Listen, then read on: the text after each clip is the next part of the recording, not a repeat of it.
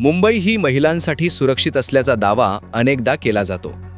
अर्थात हा दावा बहुतांशी खरा आहे, कारण मुंबईत रात्री 12 नंतरही महिला रस्त्यावरून एकट्या चालताना दिसतात आणि कोणी त्यांच्याशी गैरवर्तन केल्यास मुंबई पोलीस त्याची चांगलीच खबर घेतात.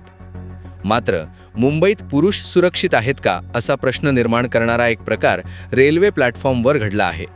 2-3 किन्नरांच्या गटानं मिळून एका झोपलेल्या तरुणाची धुलाई केली, तीही भर दिवसा इतर प्रवाशांसमोर. ही घटना नेमकी कुठल्या रेल्वे प्लॅटफॉर्मवर घडली याबाबत कोणतीही अधिकृत माहिती समोर आलेली नाही. मात्र व्हायरल व्हिडिओमध्ये स्पष्ट दिसते की एक तरुण प्लॅटफॉर्मवरील बाकड्यावर शांतपणे झोपलेला आहे. तेवढ्यात 3 किन्नर त्याच्याजवळ आले. त्याला झोपेतून उठवलं आणि एकानं त्याच्या थोबाडीत मारली. तरुणानं प्रतिकार करण्याचा प्रयत्न केल्यानंतर तिघांनी मिळून त्याला मारहाण केली. हा हल्ला नेमका का करण्यात आला याबाबतही कोणतीही माहिती समोर आलेली नाही.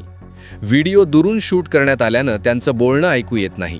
मात्र हा प्रकार नक्कीच आक्षेपार्ह असल्याची टीका अनेक नेटकऱ्यांकडून होत आहे. व्हिडिओ व्हायरल झाल्यानंतर रेल्वे प्रशासनानं या प्रकरणाची गंभीर दखल घेत लवकरच कारवाई करण्यात येईल असे आश्वासन दिले आहे.